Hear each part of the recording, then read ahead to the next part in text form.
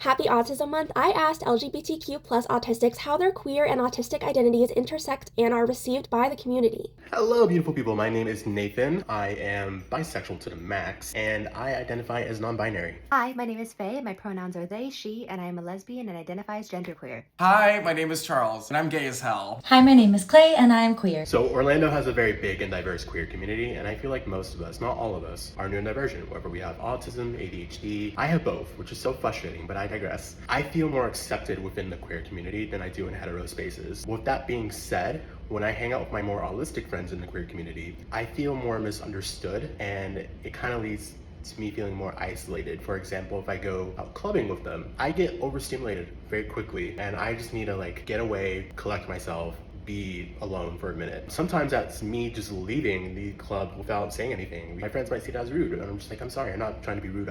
I need to collect myself. I find where I live in Los Angeles and a lot of the events that I have been to, a lot of people want to consider themselves to be allies, especially to the disabled and autistic community, but they don't actually want to associate themselves closely or be friends with any autistic people, regardless of their support needs. They just consider themselves too weird to hang out with, has been my personal experience. But this is my personal experience, and I do not want to generalize to any large portion of the queer community. It may be different per area or in other areas of LA.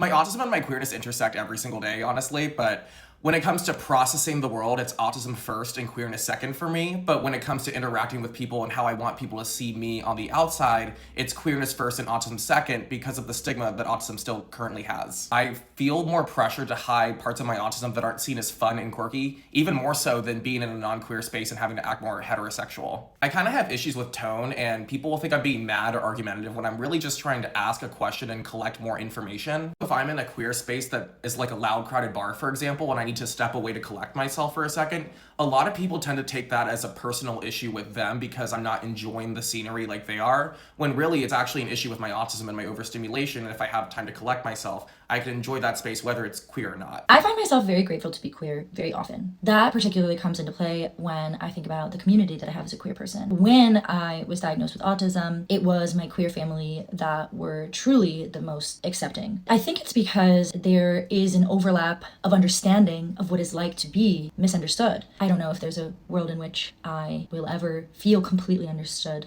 and I'm learning to be okay with that. But I will say that out of everyone, my queer community has been truly the most understanding, open, accepting, and willing to learn and grow with me. Happy Autism Awareness and Acceptance Month.